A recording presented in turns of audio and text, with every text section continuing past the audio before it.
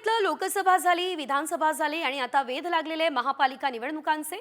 आणि आता आगामी मुंबई महापालिका निवडणुकीच्या पार्श्वभूमीवर निवडणूक आयोग ॲक्शन मोडवर आलेला आहे। निवडणूक आयोगाकडून मुंबईमधील शाळांची चाचपणी सुद्धा सुरू करण्यात आलेली आहे। मुंबई महानगरपालिका निवडणुका एप्रिल किंवा मे महिन्यामध्ये घेण्याची तयारी आहे। सूत्रांनी खरं तर साम टीव्हीला ही मोठी माहिती दिली असल्याचं आपण पाहतोय। याशिवाय मुंबईमधल्या शाळांमध्ये परीक्षा नेमक्या कधीपर्यंत संपणार, यासोबत सुट्ट्या नेमक्या कधीपर्यंत जाहीर होणार याची सुद्धा माहिती सध्या घेतली जात असल्याचं कळत आहे। एकंदरीत लवकरच आता महापालिका निवडणुका होणार असल्याची माहिती मिळते। सूत्रांनी साम टीव्हीला मोठी आणि महत्त्वाची माहिती दिली आहे।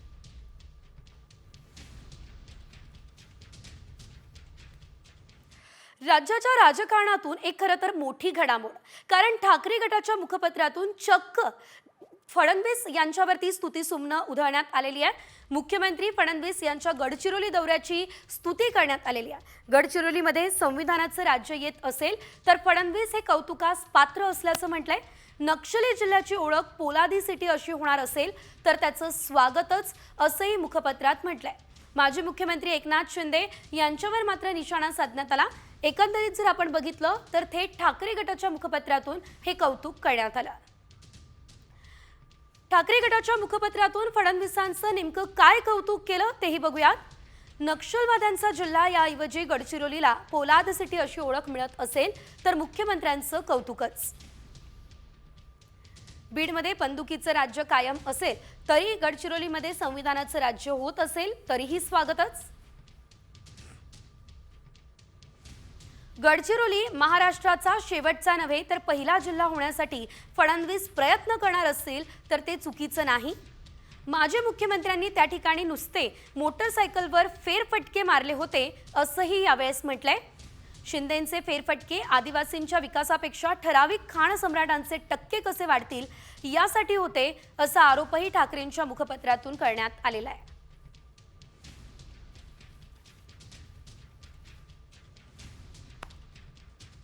आणि यानंतर पुढे घेऊयात उर्वरित सर्व मोठ्या आणि महत्त्वाच्या राजकीय घडामोडींचा वेगवान आढावा न्यूज पॉइंट 20 मध्ये। सरपंच संतोष देशमुख यांचा भाऊ धनंजय देशमुख यांनी पोलीस अधीक्षकांना पत्र लिहिलं आणि आरोप केले। बाहेरील लोक थेट वाल्मिक कराड असलेल्या पोलीस कोठडीपर्यंत जात आहे। कराडला मिळत असलेल्या सुविधा आणि यंत्रणेचा गैरवापर होतोय असंही त्यांनी म्हटलं।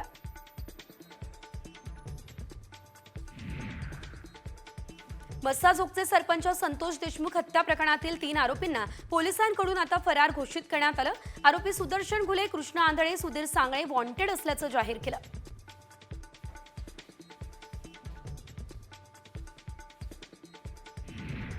दरम्यान सरपंच हत्या प्रकरणातील फरार आरोपींची माहिती देणाऱ्याला पोलीस बक्षीस सुद्धा देणार आहे। पोलिसांनी सुदर्शन घुले, कृष्ण आंधळे शिवाय सुधीर सांगळे या 3 आरोपींना फरार घोषित केला। त्यांचा पोलीस पथकांकडून शोध घेतला जातोय। मी धनंजय मुंडे यांचा राजीनामा मागितलेला नाही असं वक्तव्य सुरेश धस यांनी केलं। धस यांनी मुख्यमंत्र्यांची भेट घेतली आणि त्यानंतर त्यांनी हे वक्तव्य केलं। शिवाय विजय वडेट्टीवार मोठे नेते आहेत, त्यांनी काय म्हटलं त्यावर मी प्रतिक्रिया देणार नाही असंही धस म्हणाले। अजितदादा हे परळीत आले होते, त्यावेळेस त्यांच्या ताफ्यात जी गाडी होती त्याच ताफ्यातील गाडीतून आरोपी वाल्मिक कराड हा शरण आला। हा दावा बीडचे खासदार बजरंग सोनवणे आणि आमदार सुरेश धस यांनी केला। देशाचे कृषी मंत्री शिवराज सिंह चौहान आज नाशिकच्या दौऱ्यावर आहे। यशवंतराव चव्हाण मुक्त विद्यापीठात ते शेतकऱ्यांसोबत संवाद साधतील। त्र्यंबकेश्वर मंदिरात जाऊन ते दर्शन सुद्धा घेणार आहेत। कृषी मंत्री शिवराज सिंह चौहान यांच्या दौऱ्यादरम्यान राज्याचे कृषी मंत्री माणिकराव कोकाटे यांच्यासोबत देखील ते असतील। अशात कांदा निर्यात शुल्क पूर्णपणे हटवण्यासंदर्भात चर्चा होण्याची शक्यता आहे। तेव्हा काही सकारात्मक निर्णय होतो का याकडे शेतकऱ्यांचं लक्ष असेल। उद्धव ठाकरे यांची शिवसेना संपवण्याची खासदार संजय राऊत यांनी प्रतिज्ञा केली होती, त्यात त्यांना मोठं यशही आलंय। ही टीका केंद्रीय मंत्री प्रतापराव जाधव यांनी राऊतांवर केली। शिवसेना शिंदे यांची राहिलेली नाहीये तर ती मोदी शहांची झाली आहे, ही टीकाही संजय राऊत यांनी केली होती। 40 आमदार गेल्यावर फरक पडला नाही तर या 5 आमदारांनी काय फरक पडणार आहे असं वक्तव्य ठाकरे गटाचे शहर प्रमुख गजानन धरकुडे यांनी केलं। पुण्यातून ठाकरे गटाचे 5 माजी नगरसेवक भाजपत प्रवेश करणार आहे, तर ही माहिती मिळाल्यानंतर धरकुडे यांनी ही प्रतिक्रिया दिली।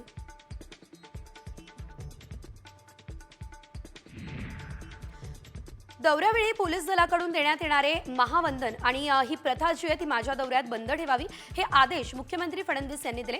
दौऱ्यात स्वागताला कुणीही पुष्पगुच्छ आणणार नाही असंही फडणवीसांनी म्हटलं। हे आदेश सर्व विभागीय आयुक्त, जिल्हाधिकारी, पोलीस आयुक्त, एसपी, महापालिका आयुक्त यांना कळवण्यात आले आहेत। छत्रपती संभाजीनगर महापालिकेचे अतिरिक्त आयुक्त जी श्रीकांत यांनी विना टेंडर अवाढव्य खर्च केल्याची तक्रार भाजपचे आमदार प्रशांत बंब यांनी केली। बंब यांनी थेट आयुक्तांना भेटून अतिरिक्त आयुक्तांनी केलेल्या खर्चाबाबत जाब विचारला। पुण्यातल्या मार्केट यार्ड परिसरात अजित पवार यांच्या पालकमंत्रीपदाचे बॅनर्स लागले। अजित पवार यांचे पुणे जिल्हा पालकमंत्रीपदी निवड झाल्याबद्दल अभिनंदन असा मजकूर या बॅनरवरती लिहिण्यात आला। महायुतीत पालकमंत्रीपदावरून तिढा कायम आहे असं असताना या बॅनरवरून चर्चांना उधाण आलं।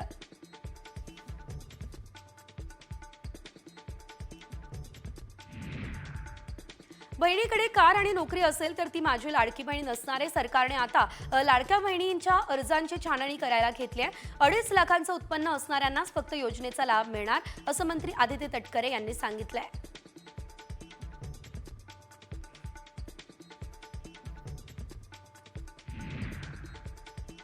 विधानसभा निवडणुकीतील अपयशानंतर दक्षिण रायगडमध्ये ठाकरे सेनेच्या पदाधिकाऱ्यांमध्ये मोठे फेरबदल झाले।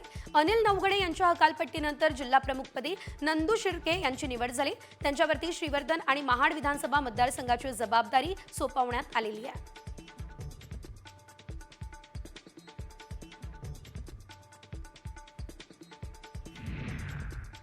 आणि यानंतर पुढची बातमी खरं तर अपघाताची आहे। मुंबईमधल्या धारावी परिसरामध्ये एक भीषण अपघात झालेला आहे। यामध्ये एका टँकरने काही गाड्यांना धडक दिलेली आहे। तब्बल 6 कार थेट खाडीमध्ये कोसळल्याची घटना घडली आहे। या अपघातात कुणीही जखमी झालेलं नाही आहे। मात्र सध्या या परिसरात गाड्या बाहेर काढण्याचं काम युद्ध पातळीवर सुरू आहे। तर याचाच आढावा आमचे प्रतिनिधी रुपाली बडवे यांनी घेतला। बघूयात सविस्तर। धारावीतील टी जंक्शन परिसरामध्ये भीषण असा एक अपघात घडलेला आहे। एका ट्रेलरने दिलेल्या धडकेमध्ये तब्बल 6 गाड्या खाडीत जाऊन पडलेल्या आहेत। सध्या आपण घटनास्थळी आहोत आणि आपण पाहत आहोत की हा जो ट्रेलर आहे तो या ठिकाणी टर्न करत असताना खरं तर ही धडक झालेली आहे आणि या धडकेमध्ये तब्बल 6 गाड्या जाऊन खाडीमध्ये पडलेल्या आहेत।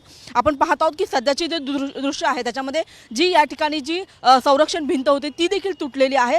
सध्या या ठिकाणी अग्निशामक दल, पोलीस प्रशासन दोन्हीही खरं तर पोहोचलेले आहेत आणि आता याच्या पुढे कशा पद्धतीने ह्या गाड्या काढल्या जातील या संदर्भातला एकूणच चर्चा किंवा एकूणच तपास देखील सुरू आहे।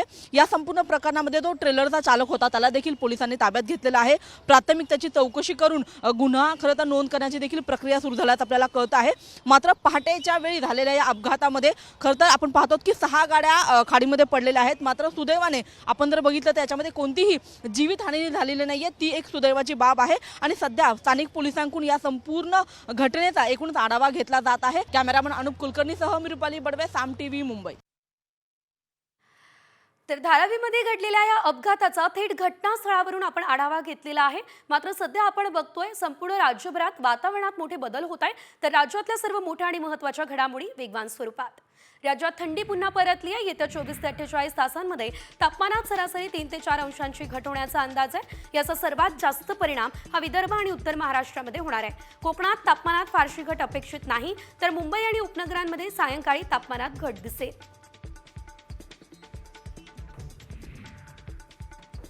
देशभरात जानेवारी ते मार्च महिन्यात पावसाचा अंदाज आहे। महाराष्ट्रात सरासरीपेक्षा अधिक पावसाची शक्यता आहे। उत्तर महाराष्ट्र, गुजरात, मध्य प्रदेश या ठिकाणी थंडीच्या लाटांचा कालावधी अधिक राहण्याची शक्यता हवामान विभागाने वर्तवली आहे।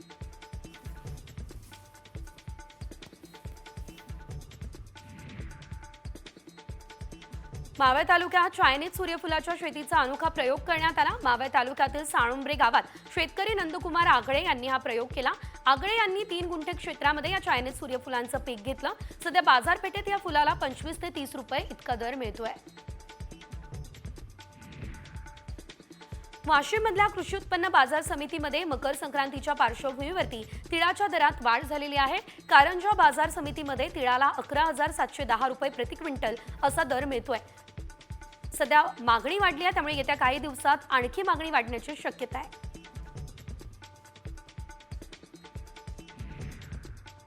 वाशिममध्ये रब्बी हंगाम अर्धा संपला तरी हजारो शेतकरी सिंचनासाठी सौर कृषी पंपाच्या प्रतीक्षेत आहेत. शासनाच्या मागेल त्याला सौर कृषी पंप या योजनेत 5,219 शेतकऱ्यांनी पैसे भरले. यातील 3,206 शेतकऱ्यांचा सिंचनाचा प्रश्न कायम आहे. याचा परिणाम उत्पादनावरती होण्याची देखील दाट शक्यता आहे.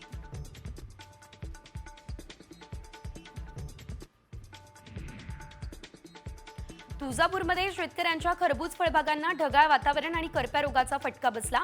महावितरणच्या भोंगळ कारभारामुळे पुरेसं पाणी मिळालं नाही, त्यामुळे खरबूज शेती मातीमोल होण्याची वेळ आली आहे. शेतकरी आता हतबल झालाय.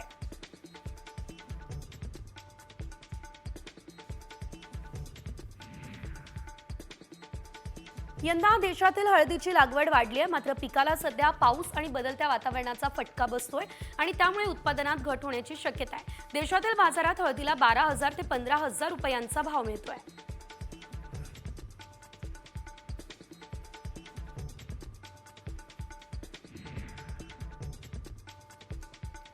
अवकाळी पावसाचा फटका हा द्राक्ष पिकाला सध्या बसतोय, त्यामुळे हंगाम लांबणीवर गेला. डिसेंबर महिना उलटला तरी सुद्धा बाजारात आता द्राक्षांची हवी तशी आवक झालेली दिसत नाहीये. त्यामुळे द्राक्ष प्रेमींना पुढचे अजून काही दिवस प्रतीक्षा करावी लागेलच, असं व्यापाऱ्यांनी सांगितलंय.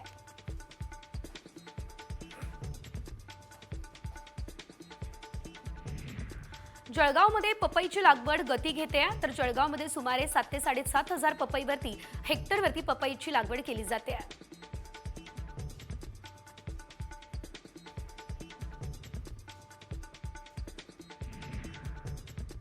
वातावरणात प्रचंड प्रदूषण आणि हवेची गुणवत्ता घसरली. चिकू बागायतीमुळे आता उत्पादनात प्रचंड घट झाली.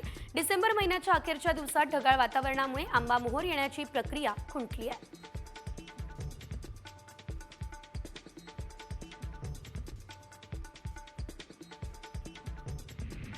नांदेड विभागात ऊस गाळपाला गती आली आहे. जिल्ह्याला 28 साखर कारखान्यांनी शुक्रवार अखेर 34,77,000 टन ऊसाचं गाळप केलं.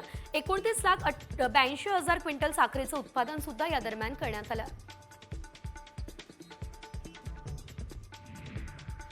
ठाण्यातल्या घोडबंदर रोडवर गायीचे 5 वासरू मृत अवस्थेत आढळले. पशुवैद्यकीय विभागाकडून पुढील तपास सुरू आहे. 5 वासरू मृत अवस्थेत का आढळले याचा शोध सध्या घेतला जातोय.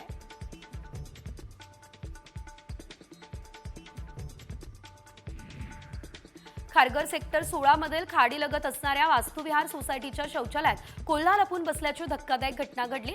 वन विभागाला याची माहिती देताच कोल्ह्याला जेरबंद करत पनवेलमधील जंगलात सोडून देण्यात आलं. त्यामुळे नागरिकांनी आता सुटकेचा निश्वास सोडला.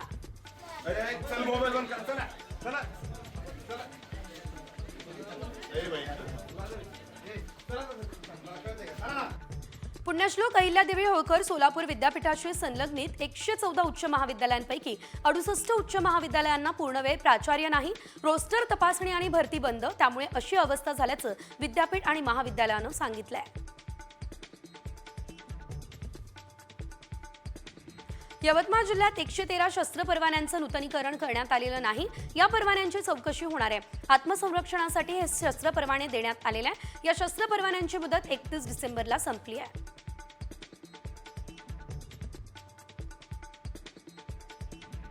आगामी सिंहस्थ कुंभमेळ्याच्या पार्श्वभूमीवर नाशिकची गोदावरी स्वच्छ करण्याचा मानस महापालिकेने घेतला. गोदावरी नदीच्या प्रदूषण मुक्तीसाठी आता 1,800 कोटी रुपये खर्च करून नव्याने 9 STP प्लांट्स तयार करण्यात आले. राज्याच्या मुख्य सचिवांसोबत झालेल्या बैठकीत हा निर्णय घेण्यात आला. बृहन्मुंबई महानगरपालिकेत 10वी पास असणाऱ्यांना नोकरीची संधी आहे. पुरुष आणि महिला होमगार्डच्या 2,771 जागा भरवण्यात येणार आहे. या भरती संदर्भातील जाहिरात प्रसिद्ध झाली आहे. 10 जानेवारीपर्यंत अर्ज करता येणार आहे. सविस्तर जाहिरात महापालिकेच्या अधिकृत संकेतस्थळावरती देण्यात आली आहे. महानगर गॅसच्या मुख्य गॅस वाहिनीचं दुरुस्तीचं काम हाती घेण्यात येणार. त्यामुळे डोंबिवली शहराच्या विविध भागाला होणारा महानगर गॅसचा पुरवठा हा 8 जानेवारीला बंद ठेवला जाईल. महानगर गॅसच्या कर्मचाऱ्यांनी पूर्वसूचना पत्राद्वारे माहिती नागरिकांना पोहोचवली आहे. देशातील शाळांच्या सद्यस्थिती संदर्भात केंद्रानं एक अहवाल जाहीर केला. यातून एक धक्कादायक माहिती सुद्धा समोर आलेली आहे. तर हायटेक म्हणवणाऱ्या बहुतांश शाळांचे दावे फोल ठरले. अनेक शाळांमध्ये कॉम्प्युटर बंद आहेत. काही शाळांमध्ये इंटरनेटची सुविधा नाही. देशात केवळ 57% शाळांमधील संगणक चालू आहे. सुमारे 54% शाळांमध्ये इंटरनेटची सुविधा आहे. नवी मुंबई शहर आता स्पोर्ट्स हब म्हणून देखील ओळखले जाणार आहे. नवी मुंबई पालिका आयुक्तांनी नवीन वर्षात शहरातील प्रत्येक नोडमध्ये स्वतंत्र सुसज्ज क्रीडा मैदान तयार करण्याचा निर्णय घेतला. सर्व नोडमधील मैदानं निश्चित करून आराखडे मागवले जाणार. ही माहिती आता पालिका आयुक्तांनी दिली. अमृत योजनेअंतर्गत कल्याण डोंबिवलीसाठी 359 कोटींच्या पाणी पुरवठा योजनेला उपमुख्यमंत्री एकनाथ शिंदेंनी मान्यता दिली. त्यामुळे नव्याने समाविष्ट 27 गावांना सुरळीत पाणी पुरवठा होणार आहे. यावेळी शिंदेंनी दिलेला शब्द पूर्ण केल्याची भावना नागरिकांनी व्यक्त केली आहे. पश्चिम रेल्वेवर नवीन वेळापत्रकाची अंमलबजावणी सुरू झाली आहे. प्रवाशांच्या सोयीसाठी 11 नवीन गाड्यांची सुरुवात करण्यात आली, तर 3 गाड्यांचे सुपरफास्टमध्ये रूपांतर करण्यात आलेले आहेत. 8 गाड्यांचा विस्तार करण्यात आला आहे. पश्चिम रेल्वेने गाड्यांच्या गतीत वाढ केली आहे. प्रवाशांच्या वेळेची मोठी बचत केली आहे. प्रवाशांची आणि एक्सप्रेसची वाढती संख्या पाहता पुणे रेल्वे स्थानकानं विस्तार करण्याचा निर्णय घेतला. पुणे रेल्वे स्थानकावर 2 नवीन प्लॅटफॉर्म आणि 4 प्लॅटफॉर्म्सची लांबी वाढवण्यात येणार आहे. याबाबतचा आराखडा तयार झालाय. पुढील काही दिवसात कामाला सुरुवात होईल असं सुद्धा सांगण्यात आलेलं आहे. पुणे लोणावळा या मार्गावरील कामशेत तळेगाव दरम्यान पुलाच्या कामानिमित्त विशेष पॉवर ब्लॉक घेण्यात येणार आहे. 5 जानेवारीला हा विशेष ब्लॉक घेतला जाईल. सकाळी 11 ते दुपारी 3:35 हा ब्लॉक असेल. या वेळेत अप आणि डाऊन मार्गावरील रेल्वे गाड्या 15 ते 30 मिनिटांचा ब्लॉक घेतील.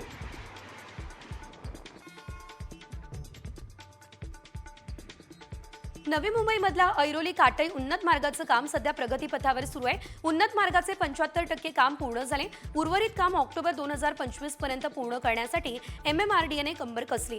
ऐरोली ते डोंबिवली जवळ काटई नाक्यापर्यंतचा प्रवास अवघ्या 15 मिनिटांमध्ये पूर्ण होईल.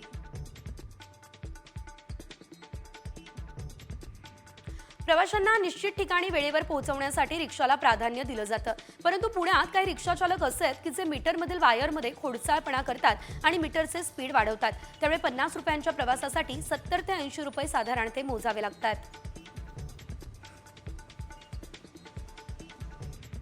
उत्तराखंड सरकार आणि ITBP यांच्यात सामंजस्य करार झालाय. आता आदी कैलास आणि ओम पर्वत या ठिकाणांपर्यंत पोहोचणं सोपं होईल. करारावर उत्तराखंड पर्यटन विकास महामंडळ आणि ITBPच्या अधिकाऱ्यांनी स्वाक्षरी सुद्धा केली आहे.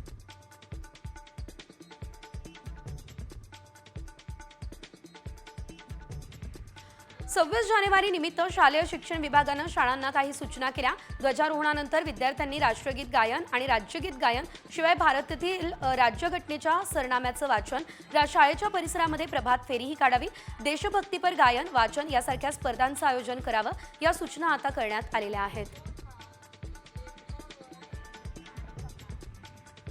नागपूर विद्यापीठानं महाविद्यालयांना परीक्षेसाठी दिलेलं सामान हे खराब निघालं.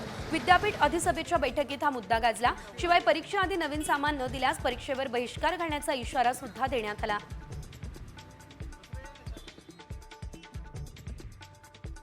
धाराशिव या ठिकाणी अनेक ठिकाणी सौर प्रकल्प उभारण्यात आले, तरी देखील पिकांना आता पाणी देण्यासाठी शेतकऱ्यांची रात्रपाळी सुरू आहे.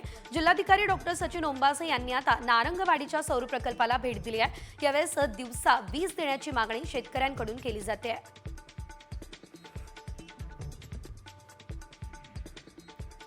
पुढची बातमी महत्त्वाची आहे, सविस्तर बघूयात. आणि ही बातमी आहे लाडक्या बहिणींसाठी. निवडणुकीनंतर लाडक्या बहिणींची छाननी होणार आहे ही चर्चा रंगल्या असल्याचं आपण पाहिलं. मात्र आता महिला आणि बालकल्याण मंत्री आदिती तटकरे यांनी थेट सरकारची भूमिका स्पष्ट केली. तर आता कोणत्या महिला या योजनेतून अपात्र ठरणार आहे यावरचा हा सविस्तर रिपोर्ट पाहूयात. लाडकींच्या अर्जाची छाननी होणार.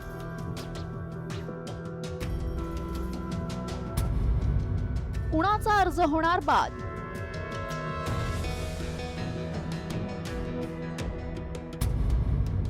नोकरी आणि गाडी, लाडकी झाली दोडकी.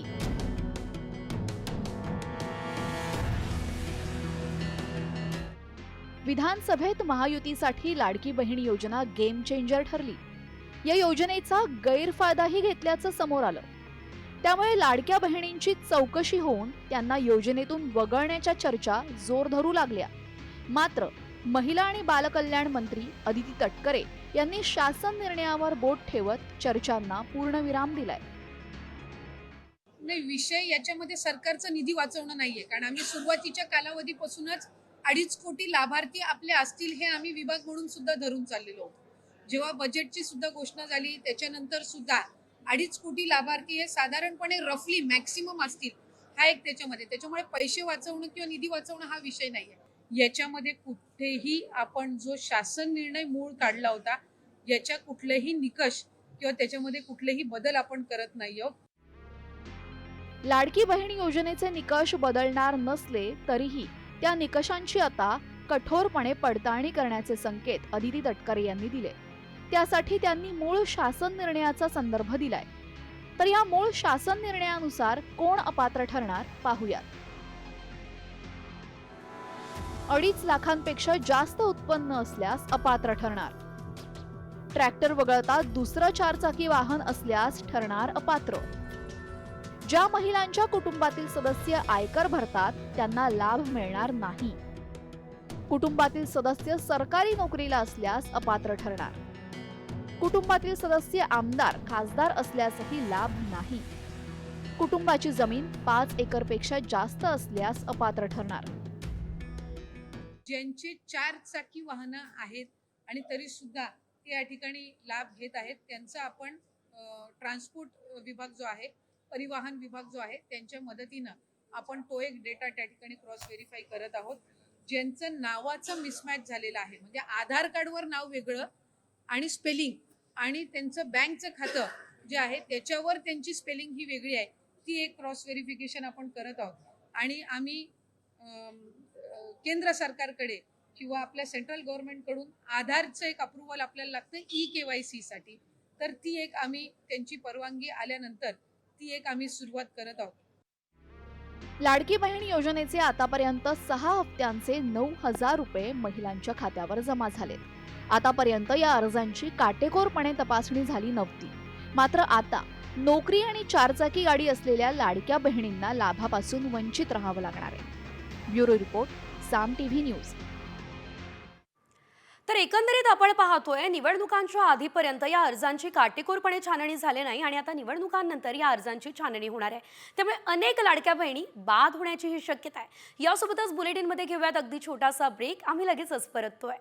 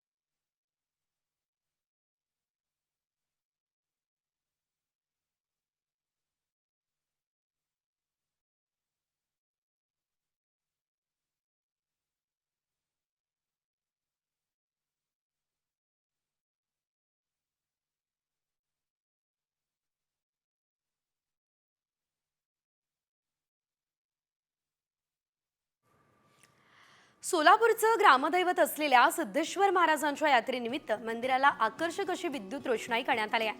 ही रोषणाई सिद्धेश्वर भाविकांसाठी आकर्षणाचं केंद्रबिंदू ठरते आहे. तलावात अगदी मधोमध असणाऱ्या मंदिराच्या विद्युत रोषणाईचं तलावात प्रतिबिंब उमटताना दिसतंय. खास साम टीव्हीच्या प्रेक्षकांसाठी ही ड्रोन दृश्य टिपण्यात आलेली आहे. आमचे प्रतिनिधी चेतन लिगाडे यांनी टिपलेली ही ड्रोनची दृश्य.